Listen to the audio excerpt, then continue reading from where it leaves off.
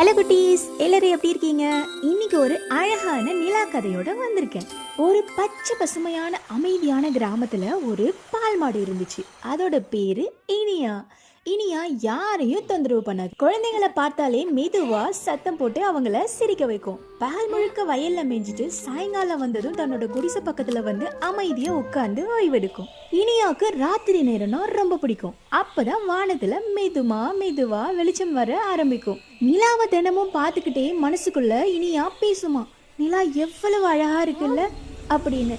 அப்போ இனியா தைரியமா கேக்குது, நிலா நீ எப்போதும் வானத்துல தானே இருக்கிற, ஒரு நாள் கீழே இறங்கி எங்களோட விளையாட வர மாட்டியா அப்படின்னு கேட்டுச்சு. அதுக்கு நிலா சிரிச்சுக்கிட்டே சொல்லுது, இனியா நான் கீழே வந்தா இருட்டில் இருக்கிற குட்டி குழந்தைங்களுக்கு யார் வெளிச்சம் தருவாங்க?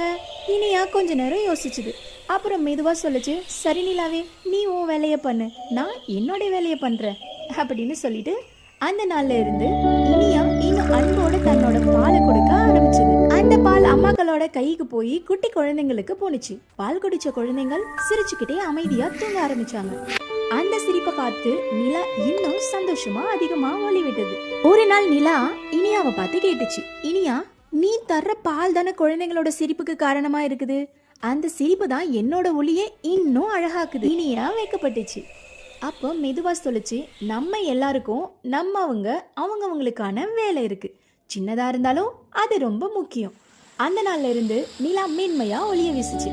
இனியா அன்போட பால் கொடுத்துச்சு. கிராமம் முழுக்க சந்தோஷமும் அமைதியும் நிறைஞ்சிருந்துச்சு. என்ன குட்டீஸ், இந்த கதை உங்களுக்கு பிடிச்சிருந்துச்சா?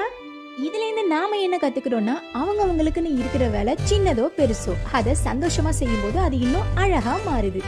ஓகே குட்டீஸ், மீண்டும் ஒரு அழகான கதையோடு சந்திப்போம். Bye bye.